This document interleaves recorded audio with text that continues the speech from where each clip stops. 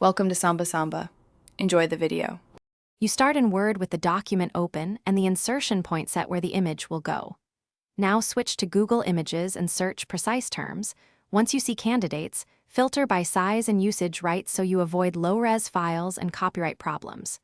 Choose an image whose resolution matches your goal, screen versus print, because that determines clarity. Once you pick a file, keep Word visible, you'll bring the image in without disrupting layout, which saves reflow later. Copy the Google image, right-click and copy or press Ctrl+C, then return to Word and paste with Ctrl+V or use Paste Special to control format. You're doing this because direct paste can embed unwanted metadata or change quality. Paste Special gives consistency.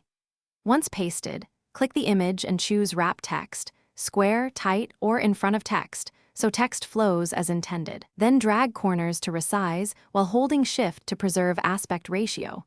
Make sure it stays sharp and proportionate to the page layout. Now refine the image with Word's picture format tools. Crop to frame, apply corrections for brightness, and compress only if the file size matters. Save in.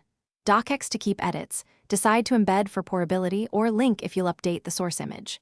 If paste fails, download the image to your PC and use Insert Right Arrow Pictures right arrow this device. This avoids browser clipboard issues. If colors shift, check file format, PNG for transparency, JPEG for photo. Thanks for watching. Consider subscribing if we helped you.